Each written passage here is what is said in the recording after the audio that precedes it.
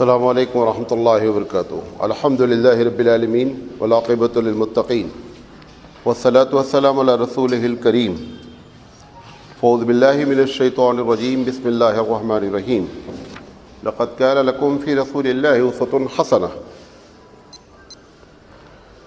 محترم حضرات، ہم سیرت حبیب مصطفیٰ صلی اللہ علیہ وسلم پر لگاتار پروگرام کر رہے ہیں اور آج اس کا 211 سیریل ہے۔ ہم بات کر رہے ہیں کہ اللہ کے رسول صلی اللہ علیہ وسلم نے سیاسی لحاظ سے مسلمانوں کی کیا تربیت کی، اور خاص کر یہ کہ اگر اسلامی حکومت قائم ہوگی تو پبلک کے ساتھ، عوام کے ساتھ اسلامی حکومت کیا برتاؤ کرے گی، اور عوام کا کیا حق اور کیا رائٹ شریعت نے دے رکھا ہے۔ آج اس کی آخری کڑی ہے، اور کل جو ہم کو اہم بات کرنی ہے جس میں آپ لوگ بہت زیادہ کنفیوز بھی ہیں، وہ یہ ہے کہ غیر مسلم اگر اسلامی ملک میں رہتا ہے تو اس کی شرعی حیثیت کیا ہے، اور شریعت نے اس کو کہاں تک حق دیا ہے، اور کس قسم کی چیزیں وہ طلب کرتا ہے کہ ہمارے ساتھ کیا جائے۔ وہ بیان آپ مس نہیں کیجیے گا، ضرور سنیے گا۔ آج ہم جو بات کر رہے ہیں وہ یہ ہے کہ ہم اس کے پہلے آپ کو تقریباً 16 پوائنٹ بتا چکے ہیں کہ جو ہے وہ اسلامی حکومت میں عوام کے یہ حقوق ہوں گے۔ یہ بیان اس لیے کیا جا رہا ہے کہ اللہ کے رسول صلی اللہ علیہ وسلم نے یہ ساری باتیں اس لیے بیان کی تاکہ کسی پر ظلم نہیں ہونے پائے۔ آج ہم جو بات کر رہے ہیں وہ یہ کر رہے ہیں کہ یہ جو عقائد کی آزادی ہے، مختلف قسم کے دنیا میں لوگ عقیدہ رکھتے ہیں۔ اسلامی حکومت اگر ہے تو جو پبلک ہوگی اس کا عقیدہ جو ہے وہ اسلامی عقیدہ تو مسلمانوں کا ہونا ہی ہونا ہے۔ اگر اب دو شکل ہو سکتی ہے کہ اسلامی مسلمان کہنے والے لوگ ہی عقیدے میں ڈیوائیڈ ہو جائیں، ایک شکل یہ ہو سکتی ہے۔ دوسری شکل یہ ہو سکتی ہے کہ غیر قوم اپنا عقیدہ، یہ دونوں شکل اسلام میں جو ہے وہ جائز ہے۔ ایک مسلمان تھا، اب اس نے کیا کر دیا ہے کہ وہ کہتا ہے نہیں صاحب یہ ہمارا عقیدہ ہے، تو ایسی شکل میں اسلام اس کے خلاف جو ہے نا وہ تلوار نہیں اٹھائے گا۔ کیوں؟ قرآن مجید کہتا ہے لا اکراہ فی الدین، یہ دین میں زور زبردستی نہیں ہے۔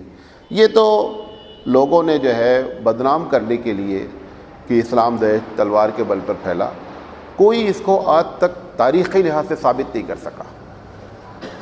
مجھ سے ایک RSS کے آدمی نے یہ بات کی، میں نے ان سے ایک بات کی، ہم نے کہا بتاؤ کہ پہلے جب پھیلا تو کہاں تلوار تھی؟ ایک ہی آدمی تھا نا۔ سوال یہ ہے اگر تلوار سے پھیلا تو پہلے شروع میں جو پھیلا وہ تلوار کہاں سے آئی؟ کل تلوار تو تھی ہی نہیں۔ بات میری سمجھے جو کہنا چاہ رہا ہوں؟ جب نبی اکرم صلی اللہ علیہ وسلم نے دعوت کا کام شروع کیا تو کچھ دن کے بعد 13-14 سال کے بعد لوگ کیا ہوئے؟ اسلام میں ایک بڑی تعداد داخل ہوئی۔ ٹوٹل تو ہمارے پاس 125 آدمی تھے، وہ آخر وہ جو 125 آدمی قبول کیے ان کے ساتھ کوئی تلوار نہیں تھی۔ تو اس نے کہا بعد میں، ہم نے کہا بعد میں کیسے؟ ایک طرف آپ کہتے ہیں کہ محمد صلی اللہ علیہ وسلم نے تلوار کے بل پہ کیا، تو محمد صلی اللہ علیہ وسلم کا کیریکٹر تو یہ ہے۔ تو یہ ایک محض افواہ ہے، اس کا کوئی بھی کبھی بھی ٹیبل ٹاک ہم سے نہیں کرنا چاہتا ہے۔ افواہیں اڑاتے رہتے ہیں کہ جو ہے وہ اسلام تلوار کے بل پہ پھیلا۔ بہرحال اسلام میں عقیدے کے لحاظ سے، مذہب کے لحاظ سے کسی پر زیادتی کا کوئی اختیار نہیں ہے۔ تلوار اٹھتی ہے صرف 2 وجہ سے، یہ بات یاد رکھیں۔ اسلام میں تلوار اٹھنے کی صرف 2 وجہ ہے۔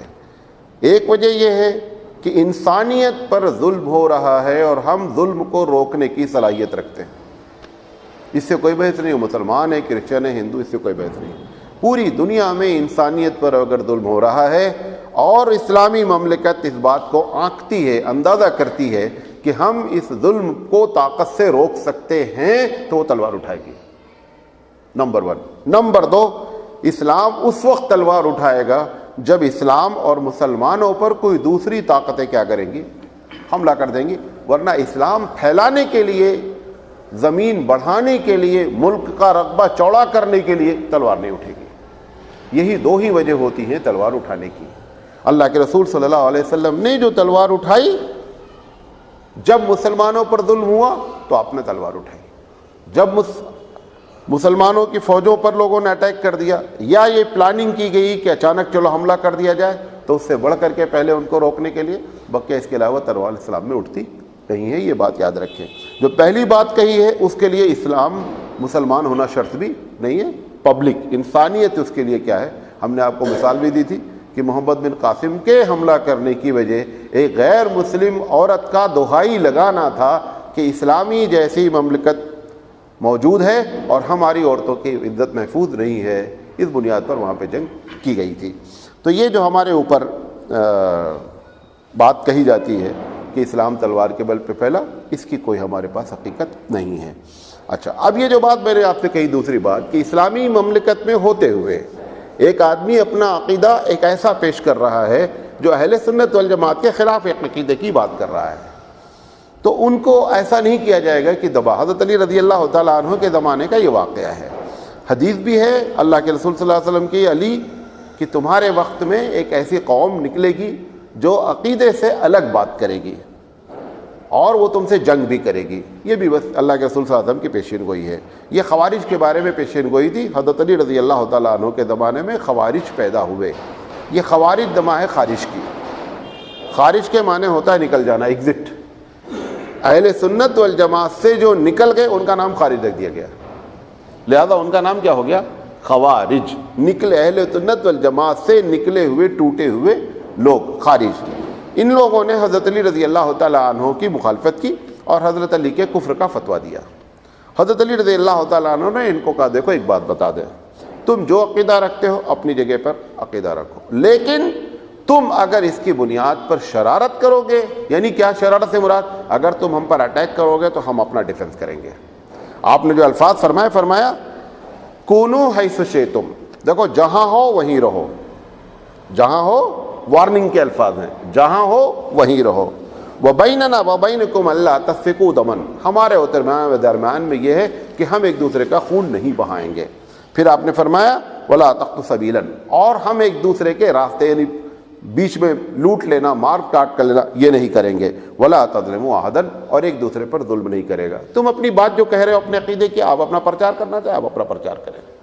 کل جب آپ ہماری بات آئے گی انشاءاللہ کہ غیر مسلمین کو مذہب کے پرچار کرنے کی اپنے اسلامی ملک میں اجازت ہے یا نہیں، ہم اس پر بات کریں گے کہ کس حد تک ان کو اجازت ہے۔ یہ پٹاخہ دگانا ہے یا آپ کے کیا کہتے ہیں جلوس نکالنا ہے، یا بدھ کا جو ہے وہ عرس نکالنا ہے، یا بدھ کے ساتھ شنکھ بجا کر کے نکلنا ہے، وہ کس حد تک اسلامی حکومت کیا کرے گی، ان کو پرمیشن دے گی یا نہیں دے گی۔ انشاءاللہ یہ ساری باتیں کل ہم کریں گے۔ تو آج ہم جو بات کرنا چاہ رہے ہیں اس میں سے ایک بات یہ ہے کہ لا اکراہ فی الدین، کہ دین میں کوئی زبردستی نہیں ہے۔ یہ جو ٹیکس وصولا جاتا ہے، جو اس پر بھی ہم کل بات کریں گے، جب اسلامی حکومت پر کوئی حملہ کرتا ہے، میں نے آپ کو دو ہی وجہ بتائی، اسلامی حکومت پر کوئی حملہ کرتا ہے، اسلام ڈیفنس کرتا ہے۔ جب اسلام ڈیفنس کرتا ہے تو دو شرطوں پہ معاملہ طے ہوتا ہے، یا تو اسلام مسلمان اس ملک پر قبضہ کر لیتے ہیں، فاتح ہو جاتے ہیں۔ اگر فاتح ہو جاتے ہیں تو جتنی چیز ان کی ہوتی ہے وہ مال غنیمت ہو جاتی ہے، خاص کر جو جنگ میں لوگ شامل ہیں۔ پورا ملک نہیں ہوتا شامل، پورے ملک مال غنیمت نہیں بنتا، جو انوالو ہوتے ہیں جنگ میں ان کی چیزیں جو لائی ہوئی ہیں، جو وہاں جانور ہیں، جو چاری چیزیں، اس پر وہ قبضہ کر لیتے ہیں۔ ایسی شکل میں ان کے سامنے آفر دیا جاتا ہے کہ آپ کا ملک ہمارے قبضے میں ہے، اب یہ اسلامی ملک ہے، اگر آپ اس ملک میں رہنا چاہتے ہیں تو سب سے پہلی شرط یہ ہے کہ آپ ٹیکس پے کریں، یا یہ اسلام کے دائرے میں داخل ہو جائیے، اور اگر نہ ٹیکس پے کرنا چاہتے ہیں اور نہ اسلام کے دائرے میں ہیں تو وہ قیدی کی حیثیت سے اگر پکڑ لیے گئے ہیں تو پھر قیدی کو یہ اختیار دیا جاتا ہے کہ آپ چاہیں، اسلامی حکومت چاہے تو ان کو اختیار دے دے اور چاہے تو قید میں رکھیں۔ اگر قید میں رکھنے کے بعد پھر ان کو اختیار دیتی ہے کہ چاہے آپ پیسہ دے کر کے اپنی جان کیا کر دیں، چھوڑا دیں، لیکن ملک میں نہیں رہ سکتے۔ تو یہ ساری شرطیں اس وقت ہوتی ہیں جب ہم ڈیفینسو وار کرتے ہیں۔ ایفنسو وار کی ہمارے پاس گنجائش ہے نہیں، ایفنسو وار بہت ہی ریئر کیس میں ہوتا ہے، اور جب آدمی کو، اسلامی ملک کے امیر کو 100% کانفیڈنس ہو جاتا ہے کہ ہم پر کہیں سے حملہ ہونے والا ہوا ہے تو وہ ایفنسو وار کرتا ہے۔ وہ بھی حقیقت میں اگر آپ اس کی جڑ میں جائیں گے تو وہ بھی کیا ہوتا ہے، وہ ڈیفنسو وار ہوتا ہے۔ لہذا کسی بھی عقیدے والے کو اسلام میں اجازت نہیں ہے کہ وہ کسی کو زبردستی مسلمان بنائے۔ وجہ کیا ہے؟ مذہب کا تعلق دل سے ہے، دل پر تلوار قبضہ کبھی نہیں کر سکتی۔ اگر ہم کسی کو زبردستی بنا بھی لیں گے نتیجہ کیا نکلے گا؟ وہ اندر سے مسلمان ہی نہیں، فائدہ کیا ہوا؟ تو مذہب کا تعلق عقیدے سے ہے، اقرار باللسان و تصدیق بالقلب، یہ دو چیزیں اکٹھا ہوتی تو ہم اس کا نام ایمان دیتے ہیں۔ زبان سے بولنا اور دل سے سچا ماننا۔ ایک آدمی کو زبان سے آپ نے لا الہ الا اللہ پڑھوا ہی لیا تلوار کے بنیاد پر اور دل نے اس کو قبول نہیں کیا تو اس کا کوئی فائدہ نہیں ہے۔ لہذا یہ لاجک بھی بنتی ہے کہ آدمی کو زبردستی مذہب میں داخل نہ کیا جائے۔ ہاں، ہم اپنے مذہب کی اچھائی بات کریں گے، ہم اپنے مذہب کو موقع پڑے گا اگر آپ چیلنج کریں گے ہم ڈیبیٹ کریں گے۔ قرآن کہتا ہے وَجَادِلْهُمْ بِالَّتِي هِيَ أَحْسَنُ، جب گفتگو کرو تو اچھے انداز میں کرو۔ یہ ساری کیفیت ہم اختیار کریں گے، لیکن پاور کے ہونے کے باوجود بھی زبردستی نہیں کر سکتے۔ بات میری سمجھ گئے جو کہنا چاہ رہا ہوں؟ دوسری بات آئیے، یہ جو مذہبی لوگ ہوتے ہیں دنیا میں، جیسے رام ہیں، کرشن ہیں، کیا کہتے ہیں، جینیوں کے ہیں، بدھ ہیں، آدھے ہزاروں لوگ ہیں، گرو نانک جی ہیں، ان کے بارے میں قرآن نے گائیڈ کر دیا کہ لا تسبوا الذین یدعون من دون اللہ، کہ یہ اللہ کے علاوہ جن لوگوں کی عبادت کرتے ہیں ان کو پکارتے ہیں، اے مسلمانوں آپ ان کو گالی نہیں دیں۔ یہ بات بہت کلیئر آپ سن لیں۔ یہ جو ہمارے پاس سارے دنیا کے ہزاروں لوگ ہیں جو اپنے آپ کو مذہبی رہنما کرتے ہیں، ہم لوگوں سے متعلق جو ان کا میں نے نام لے لیا آپ ان کو کسی بھی شکل میں گالی دے ہی نہیں سکتے۔ آپ اپنے مذہب کی تبلیغ کر سکتے ہیں، ان کے مذہب پر تنقید کر سکتے ہیں، تنقیص نہیں۔ تنقید اور تنقید میں فرق ہوتا ہے۔ ابھی دیکھیں رام جیٹھ ملانی نے 2 دن پہلے ایک بیان دیا، آپ کو معلوم ہے؟ اب ہم سے زیادہ پیپر پڑھتے ہیں، ہم تو کبھی کبھی پڑھتے ہیں۔ رام جیٹھ ملانی نے کہا، اپنی ایک تقریر میں بیان دے دیا کہ رام چندر جی ایک اچھے شوہر نہیں ہیں۔ کیوں؟ رام چندر جی نے اس وقت سیتا کو گھر سے نکالا جب سیتا پریگننٹ تھی۔ اچھا، بات جو اس نے کی تنقید صحیح ہے، اب اس کی نیت تنقید کی نہیں تھی کیونکہ وہ خود پکا بی جے پی کا آدمی ہے۔ ہنگامہ لوگوں نے شروع کر دیا، اس ہنگامہ کرنے سے کیا ہوا، جن کو نہیں بھی معلوم تھا ان کو معلوم ہو گیا کہ اس نے یہ تنقید کی، اور بہت سے لوگ، ہزاروں لوگ جو نہیں جانتے تھے کہ رام نے ایسا کیا ہے وہ بھی جان گئے۔ اچھا، اب ان کے جواب میں جو فیض آباد کا سابق ایم پی ہے، ممبر آف پارلیمنٹ، اس کا نام ونے کٹیار ہے۔ ونے کٹیار جو ہے نا، وہ وشو ہندو پریشد کا کچھ بہت بڑا لیڈر ہے۔ اس نے ان کے بات میں کہا کہ رام جیٹھ ملانی کو ایسی بات نہیں کرنی چاہیے تھی، گھر کے بات جو انہوں نے کہی وہ صحیح ہے۔ اب یہ دوسرا انہوں نے دھماکہ کر دیا، بات نہیں کرنی چاہیے تھی لیکن جو کہا ہے وہ کیا ہے، وہ صحیح ہے۔ اب وہ تو گویا کہ کیا ہو گیا کہ جوتے کو شال میں لپیٹ کر مارنے والی بات ہو گئی۔ تو تنقید جو ہے نا وہ تو کی جا سکتی ہے کہ آپ کے مذہب میں، لیکن تنقید میں پرسنالٹی کو متاثر نہیں کریں اگر اس کے اندر وہ عیب ان کے مذہب کی کتابوں میں نہیں لکھا ہوا ہے۔ بات سمجھ رہے ہیں؟ اس کی 3 وجہ ہے، سمجھ لیجئے۔ سب سے پہلی وجہ تو یہ ہے کہ جن پر ہم مثلا رام کو برا کہہ رہے ہیں، آپ کرشن کو برا کہہ رہے ہیں، اگر خدا نخواستہ یہ اپنے زمانے کے نبی ہیں تو آپ کا کسی نبی کے بارے میں یہ جملہ نہیں۔ لہذا ہم کو بتایا کیا گیا کہ آپ اپنی زبان گالی سے ان لوگوں کو نہیں یاد کریں، ان کے بارے میں گالی نہیں۔ نمبر 1 وجہ۔ نمبر 2، اللہ کے رسول نے ایک مرتبہ فرمایا کہ لوگ اپنی ماؤں کو گالی دیتے ہیں، تو حضور سے پوچھا گیا کون ایسا بدبخت ہے جو اپنی ماں کو گالی دے گا؟ آپ نے فرمایا جب تم کسی دوسرے کی ماں کی گالی دیتے ہو تو وہ تو پلٹ کر تمہاری ماں کو گالی دیتا ہے، تم اپنے ماں کے گالی کا سبب بنے۔ یہ اسلامی پالیسی ہے، گناہ کرنا اور گناہ کے لیے سبب بننا یہ دونوں گناہ ہیں۔ ڈائریکٹ گناہ کرنا یہ بھی گناہ ہے، گناہ کا سبب بننا یہ بھی گناہ ہے۔ ایک عورت جب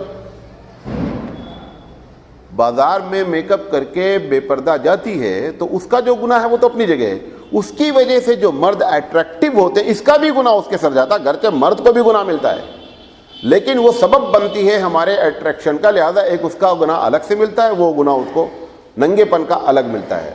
تو دوسری وجہ یہ ہو سکتی ہے کہ اللہ تعالیٰ نے جو منع کیا کہ اگر تم ان کے معبودوں کو گالی دو گے تو وہ تمہارے سچے معبود کو گالی دیں گے۔ سمجھ میں آ رہی بات؟ یہ دوسری وجہ ہے۔ اچھا، تیسری وجہ یہ ہے کہ آپ کو یہ جو پوری دنیا ہے یہ آپ کی کھیتی ہے دعوت کی، آپ کو دعوت کا کام کرنا ہے۔ جب آپ ایسے دشمنی مول لیتے رہیں گے تو دعوت کا کام کس کے درمیان میں کریں گے؟ نہیں سمجھے میری بات؟ ہمارا جو مقصد ہے زندگی کا وہ کیا ہے؟ وہ دعوت ہے۔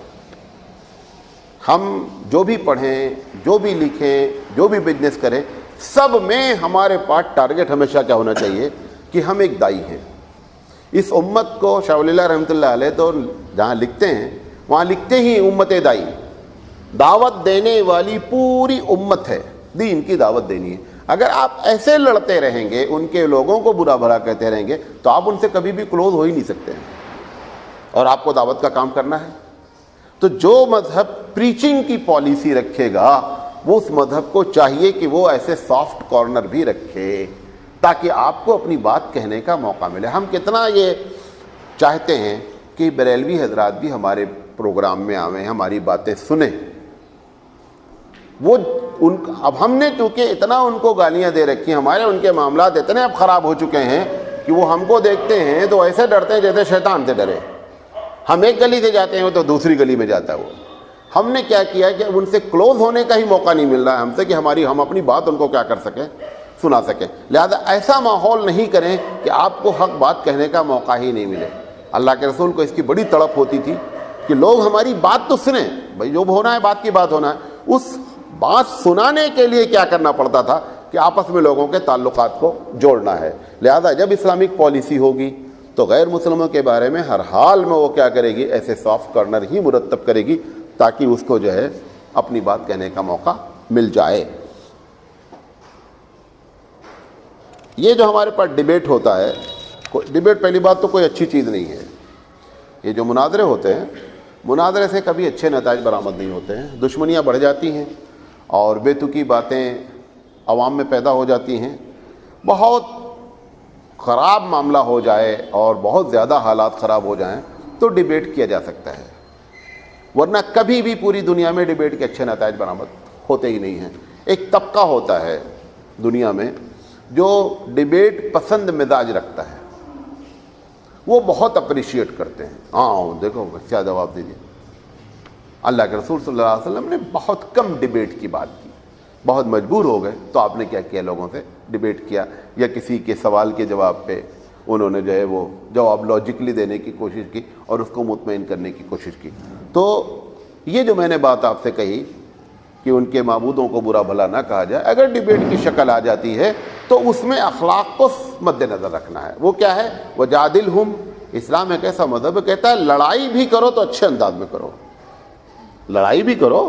کوئی دنیا کا مذہب ایسا نہیں بولتا لڑائی تو کرو تو پھر کٹم کٹا کر ڈالو، نہیں، اسلام کہتا ہے لڑائی بھی کرو نا تو اپنے اخلاق کو کیا کر رکھو، مد نظر رکھو۔ رحیم داس کا ایک شعر ہے ہندی کا کہ رحمن دھاگا پریم کا مت توڑو چٹکائے، کہتا ہے کہ محبت جو تمہارے درمیان میں ہے، جو ایک دوسرے سے دوستی ہے، اگر کبھی الگ بھی ہونا تو جھٹکے سے الگ نہیں ہو۔ رحمن دھاگا پریم کا مت توڑو چٹکائے، توڑے سے پھر جڑے نہ جڑے گانٹھ پڑ جائے، کہ اگر توڑو گے پھر کبھی دوستی کرنا چاہو گے تو اگر جوڑو گے بھی تو بیچ میں گانٹھ برقرار رہے گی۔ تو کہتا ہے کہ السلام علیکم، علیہ السلام، ٹھیک ہے ہماری تمہاری نہیں بنتی، ایسے الگ ہو جائیں دونوں آدمی۔ تو اسی طریقے سے ان لوگوں اگر آپ کی ان کی نہیں بنتی ہے تو جھٹکے سے ان سے ڈیبیٹ کر کے ان کو برا بھلا کہہ کے الگ ہونے کا فائدہ نہیں ہے، کیونکہ فیوچر میں کیا ہوتا ہے اس کے نتائج اچھے برآمد نہیں ہوتے ہیں۔ پہلے بہت مناظرے ہوتے تھے، معلوم آپ کو، آج کے 25-30 سال پہلے مناظرے فلاں بڑے زبردست مناظر ہوتے تھے۔ بہرحال ابھی بھی ایک آدھ دو ہیں بہت تگڑے، جہاں جاتے ہیں لاٹھی چارج ہو جاتا ہے۔ ہمارے ایک مناظر ہیں، نام نہیں لیں گے، ہمارے بڑے اچھے دوستوں میں تھے، جہاں جاتے ہیں مناظرہ کرنے پہلے وہ بتا دیتے پولیس والے کو بتا دینا، اور لاٹھی چارج آخر ختم ہوتے دعا کے ساتھ لاٹھی چارج کے ساتھ تقریر ختم، سمجھے؟ لہذا یہ مناظرے کے جو ہے وہ نتائج برے بھی برآمد ہوتے ہیں۔ تیسری بات جو کہہ کر ہم اپنی بات ختم کرنا چاہیں گے وہ یہ ہے کہ اسلامی، یہی آخری ہے، اسلامی ملک میں شبہے کی بنیاد پر کارروائی نہیں ہوگی۔ یہ جو شبہے کی بنیاد پہ اریسٹ کر لیا اور پکڑ دیا اور 2 سال اندر ہیں، 5 سال اندر، ایسی ہمارے پاس کوئی کسی بھی شخص کے ساتھ ایسا نہیں ہو سکتا۔ میں نے آپ کو پچھلی مرتبہ ایک بار دلیل دی تھی کہ اللہ کے رسول کے زمانے میں پکڑ لیا گیا شبہے کی بنیاد پر، اللہ کے رسول نے کوتوال کو موقع دیا کہ اس کا جواب دیں، کوتوال جواب نہیں دے سکا، آپ صلی اللہ علیہ وسلم نے فرمایا کہ ان سب چھوڑا جائے۔ شبہ کی بنیاد پر کارروائی بھی نہیں کی جائے گی، شبہ کی بنیاد پر آپ کو بھی کوئی ایکشن نہیں لینا ہے، یعنی سرکاری طور پر بھی، انفرادی طور پر بھی۔ ایک چیز چھوٹی سی آپ نے دیکھ لی، ہم نے ایک افسانہ پڑھا تھا، تو وہ ایک لڑکا جو ہے وہ ایک لڑکی کو چاہتا تھا، کسی وجہ سے کافی دن کے بعد چلا گیا اور ان کے دونوں کے تعلقات، پھر وہ ایک زمانے کے بعد وہ آیا، کشمیر کا واقعہ تھا، تو آیا تو وہ اس کے گھر کے قریب سے جب پہنچا تو وہ، اور جو اس کی لڑکی تھی جس کو وہ چاہتا تھا، وہ اس لڑکی ایک لڑکے کے ساتھ پلیٹ میں کھانا کھا رہی تھی بیٹھی ہوئی۔ اب یہ وہاں سے ان کا مینٹل گھوم گیا اور انہوں نے کہا کہ یہ بڑی دغا باز ہے اور بے وفا ہے، اس سے بات بھی نہیں کیا، چلے گئے اور بڑا اپنا ہنگامہ کیا۔ پھر شادی ان کی بھی الگ ہو گئی، ان کی بھی الگ ہو گئی، پھر ان کے بچے گھومنے آئے کشمیر، تو اتفاق سے وہ بڑھیا ہو گئی تھی۔ کون؟ وہ جس کے بالوں کی بڑی تعریف کرتے تھے، وہ بعد میں کہتے کہ تم ہو جاتی۔ زلف پہ بہت اشعار بولتے ہیں نا شعرا لوگ، اور بعد میں ایک دم بیکار۔ وہ بڑھیا جو تھی، تو یہ رات میں ان کو رکنا تھا، تو اس سے کہا، تو پوری سین گھمائی گئی پیچھے والی۔ اس کے بعد انہوں نے کہا پھر آپ آئے نہیں؟ انہوں نے کہا میں آیا، لیکن آپ اس دن ایسے ایسے کھانا کھا رہی تھی، میں سمجھا آپ کا تعلق کسی دوسرے، کہا وہ میرا بھائی تھا۔ پورا افسانے کا آخر بتایا کہ وہ میرا بھائی تھا۔ یہ کیا ہے؟ یہ شک کی بنیاد پر اس بندے نے پوری کارروائی کر ڈالی۔ اسلام میں قرآن مجید کا ان جاءکم فاسق بنبأ فتبینوا ان تصیبوا قوما بجہالۃ، کہ جب تمہارے پاس کوئی نیوز آئے تو ایسا نہیں کہ پھٹ سے کوا کان لے گیا، ایک مرتبہ کان اپنا چیک کرو ہے کہ نہیں ہے، نہیں بھاگ رہے پیچھے، نہیں کوا کان لے گیا، اپنا کان چیک کر لو پہلے۔ ایک بہت بڑا طبقہ اس بنیاد پر پریشان ہے کہ چھوٹی چھوٹی باتیں جو اس کے سامنے آتی ہیں بغیر تحقیق کے کارروائی شروع کر دیتا ہے، خاص کر اس میں جو لوگ حکومت کے ہوتے ہیں، باس ہوتے ہیں۔ ایک ہر ڈپارٹمنٹ میں ایک ایسے چمچے لوگ ہوتے ہیں کہ جو باس کے کان بھرتے رہتے ہیں، ان کو وہ جو ڈپارٹمنٹ کے ان کے خلاف جو بھی ہوگا اس کے خلاف کچھ نہ کچھ بولتے رہیں گے، اور وہ بیوقوف باس کیا کرتا ہے کہ اس کی ایک قسم کر کے کارروائی شروع کرتا رہتا ہے۔ حماقت کی بات ہے۔ ہمارے پاس پوری بات سرکاری طور پر بھی ہے، آرگنائزیشن کے لیے بھی ہے، کہ آپ کے سامنے کوئی بات آئی ہے پہلے تحقیق کر لیں۔ شک کی بنیاد پر نہ پولیس کو اختیار ہے کہ کسی کو اریسٹ کر لیا جائے، اور نہ حکومت کو اختیار ہے کہ کوئی کارروائی کر دے۔ یہ واقعہ جس بنیاد پر یہ آیت نازل ہوئی، اس میں اللہ کے رسول صلی اللہ علیہ وسلم نے ایک صاحب کو زکوٰۃ کے لیے بھیجا۔ وہ جب زکوٰۃ وصول کرنے گئے تو جس علاقے میں گئے ان کا کلچر یہ تھا کہ جب کسی مہمان کو ریسیو کرتے نا تو ہتھیار باندھ کر کے آتے تھے اور موسٹ ویلکم وغیرہ ان کو کرتے تھے۔ یہ ان کے کلچر کا، اس قبیلے کے کلچر کا ان کو علم نہیں تھا۔ یہ بیچارے زکوٰۃ وصول کرنے گئے، یہ دور سے دیکھے کہ یار یہ تو پہلے سے لڑنے کے لیے تیار آ رہے ہیں، یہ تو اتنا اسلحہ بند ہے۔ آ کر کے حضور صلی اللہ علیہ وسلم سے شکایت کر دی کہ اللہ کے رسول آپ نے کہاں مجھے پھنسا دیا، وہاں بھیج دیا، وہاں تو ہم تو مار ہی ڈالے جاتے، وہاں تو وہ لوگ جنگ کے لیے تیار ہو گئے۔ اللہ کے رسول صلی اللہ علیہ وسلم نے فوراً کیا کہا، اچھا ٹھیک ہے تیاری کرو۔ کس کی؟ ان سے لڑنے کی۔ کیسے انہوں نے زکوٰۃ سے انکار کر دیا؟ یہ جو لوگ جو بولتے ہیں اللہ کے رسول کو سب معلوم تھا، معلوم ہو جانا چاہیے تھا کہ یہ ایسا ایسا معاملہ ہے۔ اس وقت جبریل علیہ السلام آئے کہ ان جاءکم فاسق بنبأ فتبینوا، اللہ کے رسول ایسی ہر باتوں پر فوراً ایکشن آپ نہیں لے لینا، بلکہ اس کی تحقیق کریں کہ اس کے پیچھے راز کیا ہے۔ تو اس لیے ہمارے پاس یہ جو شک کی بنیاد پر اریسٹ کرتی ہے پولیس، اسلامی حکومت میں ایسا کسی کو اختیار نہیں ہے۔ اگر شک ہو بھی جائے، خدا نخواستہ شک ہو گیا کہ یہ بندہ غلط جا رہا ہے، تو پہلے اپنے شک کو کیا کرو، تحقیق کر لو کہ اس میں کتنا سچ ہے۔ 5% تو چانس ہے کہ آپ کا شک غلط ہو جائے، ایسا نہیں ہوتا ہے کہ 95% آپ کا شک غلط ہو۔ آپ کو بتایا تھا کہ ٹاٹا میں جتنے لوگ پکڑے گئے اس میں سے 98.3% کو عدالت نے کیا کیا، بری کر دیا۔ کیسا تمہارا شک ہے بھائی ایسا شک تو جو ہے جانور بھی نہیں کر سکتا۔ یہ تو انسان تو درکنار ہے، جانور بھی ایسا شک نہیں کر سکتا کہ ہم نے 100 لوگوں کو پکڑا جس میں سے 98 غلط ثابت ہوئے ہماری پکڑ کے مطابق۔ اس کی وجہ کیا ہے؟ صرف ایک وجہ، اگر یہ بات معلوم ہو جائے پولیس ڈپارٹمنٹ کو کہ اگر ہم نے غلط پکڑا اور شک کی بنیاد پر، تو ہماری ڈیوٹی، ہماری جاب چلی جائے گی، کوئی نہیں پکڑے گا۔ ان کو معلوم ہے ہمارے خلاف کوئی کارروائی نہیں ہونی، اس کی بنیاد سب سے بڑی کارروائی کیا ہوتی ہے ان کی؟ ٹرانسفر کر دیا گیا۔ ٹرانسفر کوئی کارروائی ہے؟ ٹرانسفر تو ویسے بھی ہوتا رہتا ہے۔ تو یہ سارے معاملات جو ہے نا وہ حکومت کے اس بنیاد پر خراب ہوتے ہیں۔ یہ باتیں آپ کو کرنی تھی، آج مجھے جانا بھی ایک جگہ، تو ذرا جلدی میں ہے۔ انشاءاللہ کل زندگی رہی تو ہم بات کریں گے اور آپ لوگ ضرور اس کو سنیے گا. اللہ تعالیٰ سے دعا ہے کہ اللہ تعالیٰ کہنے سے زیادہ عمل کرنے کی توفیق عطا فرمائے. سبحان اللہ و بحمدہ، سبحانک اللہم و بحمدک، اشہد ان لا الہ الا انت، استغفرک و اتوب الیک.